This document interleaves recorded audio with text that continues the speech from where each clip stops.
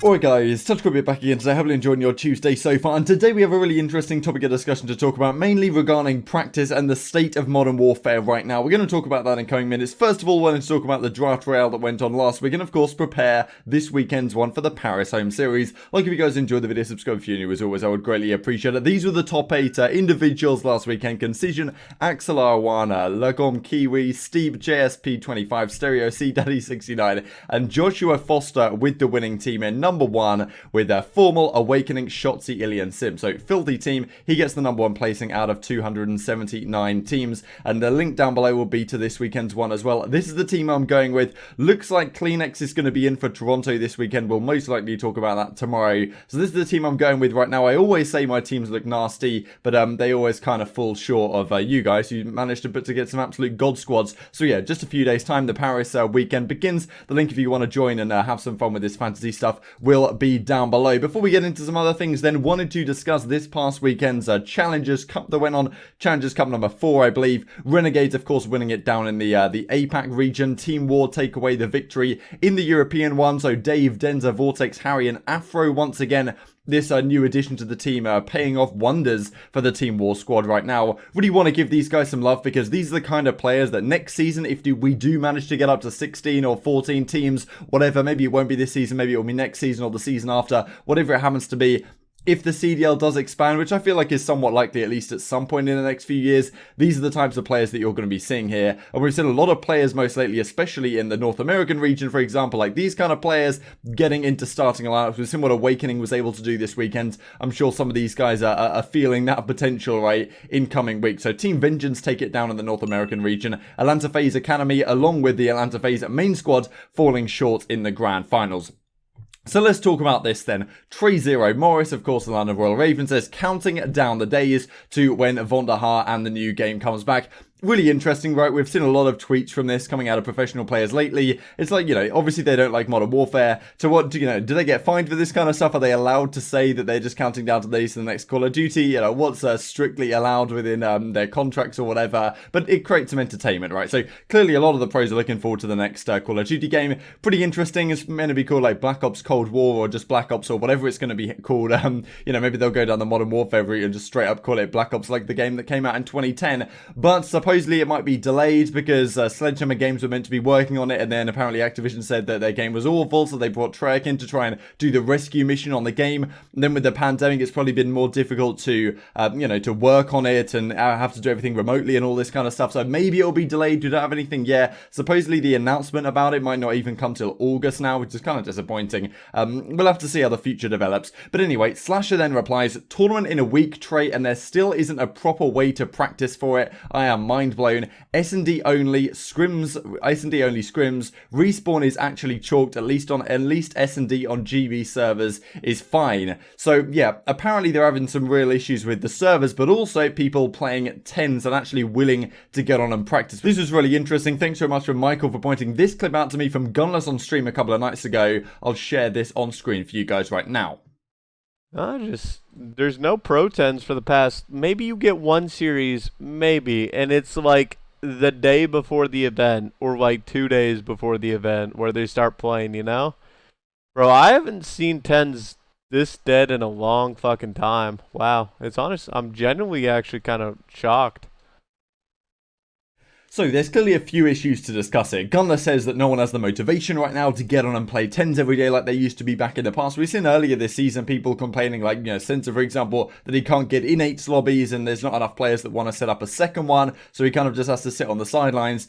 Right now, Gunless is kind of saying that no one wants to play them at all because no one's particularly enjoying the game, right? Which I suppose is kind of surprising because this weekend we had a lot of really high quality Call of Duty, right? Some of the hard points between Dallas and, you know, Atlanta and Florida especially were really, really high quality. Chicago as well. But clearly a lot of the players, they don't like the game right now. They don't really want to practice it. But it is your full-time job at the end of the day. But the other side of things is that it's actually difficult to get practice even if you want to. So Azero says there's no way to get proper practice 8 months into the year. Many an exclamation mark on this one. Marky B, Toronto Ultra assistant coach, but I don't even think they have a head coach. Throw one up for that. And then Brian Saint replies. So it's pretty interesting. GB servers where one team pulls host and there's no spectating capabilities versus normal private matches where we have to pay for neutral dedicated servers and play on 12 Hz.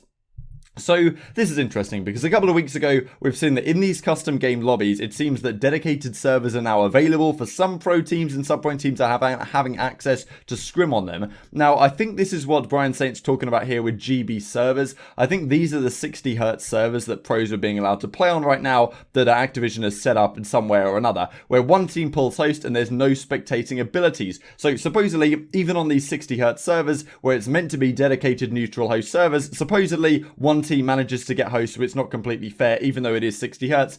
And then you can't actually spectate if you're a coach, right? So what are you meant to do if you're a coach to help your team get proper practice? Are you just going to watch like their POV on stream or something like this? Like, what are you going to have to do? You can't get in the game like you would normally be able to do as a coach and watch everything from an overview kind of perspective in these GB servers that they're playing a lot of the scrims on, rather than, in what would typically be a private match situation. However, in the normal private matches, you're playing on 12 Hz. A lot of pros have been saying that this is a completely different game. It's an entirely different ballpark playing on 12 Hz as it is playing on 60.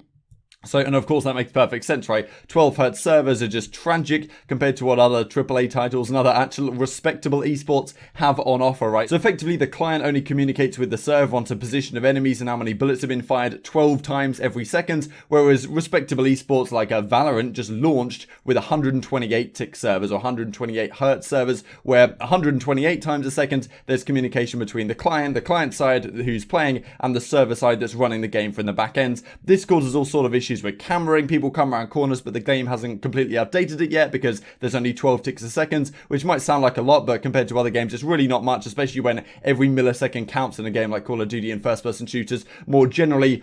So 60 Hz a much better situation to be on, but it has its downsides, right? And Saint is then saying, well, if we do want to probably spectate, we have to play on 12 Hz, and then also we have to pay for neutral dedicated servers, because I think maybe some companies and stuff offer neutral dedicated servers that you can play on, but the CDL aren't providing it. The CDL have said, look, you can use our perfectly satisfactory GB servers, but you can't spectate your team. So there's winners and losers, right? And Trace is saying that, well, we can't really get proper practice because what we're playing is on LAN in this 60 Hz environment. We can't practice properly in that with our coaching staff and all of this kind of stuff. So whichever way you look at it, it's not ideal situation, and clearly maybe as a result of this, some players aren't really having the motivation to get on. Thought I'd share this clip real quick from Scumpy that Kevy Skills points out. Dr. Disrespect asks him, like, compared to other online tournaments that you've played, previous Call of Duty games in previous years, how does this one compare? And his reply is, I suppose, pretty telling. Here's a question for you guys. Like, out of all the online tournaments and competitive play you've played throughout all the Call of Duties online, not on LAN,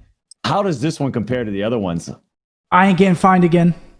So to finish off the video then, wanted to bring things back to Jetpack Call of Duty, because as we talked about over the last few minutes, players are not particularly happy with the state of the game right now. They wish we could get back to some other stuff. And there was a poll that came out from CDL, Cronus CDL Intel, saying like, which games were better, the Jetpack era of Advanced Warfare, Black Ops 3 and Infinite Warfare, or the last three boots on the ground games, World War II, Black Ops 4 and Modern Warfare. A couple of those games, probably Modern Warfare and Black Ops 4, they almost play like they're not boots on the ground in like how fast paced they are. But at the end of the day, the Jetpack games were the Jetpack games. Now Octane says, I miss Jetpack Call of Duty. Everyone that was awful hated Jetpacks, bro. This is facts, says Simp. And it's interesting, right? Because Advanced Warfare, Black Ops 3 and Infinite Warfare, I enjoyed the majority of those games. I thought Black Ops 3 was fantastic. Infinite Warfare I wasn't a massive fan of, but some of the maps were great. Hardpoint, once they fixed the spawns, was fantastic. But S&D was atrocious in that game, if you guys remember. Like, it was just 4 stacking bomb sites on offense and defense. Wasn't ideal at all. Advanced Warfare I also thought was kind of a game. A lot of people say it was good, but I think there is nostalgia glasses going on there to some degree, because that game was the most host dependent game I think I've ever played in my entire life.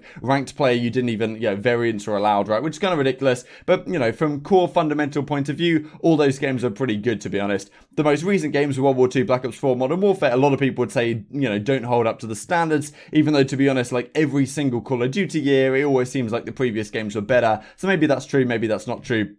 But anyway, intrigued to hear your thoughts on this down below. And Slasher has an alternate opinion. He says, Modern Warfare really got people going crazy out here, thinking jetpacks were better. Thank God jetpacks came along to help you out, because of course he won his World Championship on the Black Ops 3 title, which was of course a jetpack game, if you guys haven't been around a while. Yeah, thank the Lord, I don't know what to do on games that take more than just pure gunning. Oh my god, I'd actually have to think and position myself, I'd be screwed. Of course, he was on a fantastic team again on the Rise Nation squad in World War II, and then again on the 100 Thieves team in Black Ops 4, and he always has a good squad every single year, pretty much, at some point. Of course, former teammates, these guys on the 100 Thieves squad last year. Wait, that's camp. Positioning and strategy mattered just as much in jetpacks. This is, of course, a pretty interesting argument, right? How, you know, a lot of people would say that in jetpack games it's just pure gunny. One of the reasons why the OpTic gaming dynasty was so solid is that they all had incredible gun skill, but teams that maybe had more positioning and more strategy. And to be honest, I think you saw that to some degree when you moved into World War II, how teams like Team Caliber, with Theory on the squad dropping 0.7s and 0.8s, was somehow able to still win championships because they understood the game to a greater degree. Yes, they had Kenny, but it wasn't just about gun skill, right? As it kind of was in previous games. I'd definitely say that World War II took more positioning and strategy than a game like Infinite Warfare, but you guys might disagree. Octane says pre-jetpack era boots game, so Ghost, Black Ops 2, I'll give you that, but recent boots games,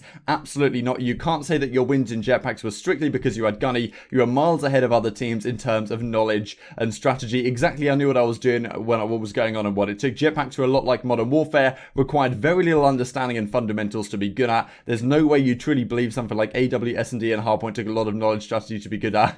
Dash, trade, win, fight. So yeah, intriguing argument here. Intrigued to hear your thoughts on this down in the comment section below. Like if you guys enjoyed the video, subscribe if you're new. As always, I would greatly appreciate it. Thanks for watching. I'll see you next time.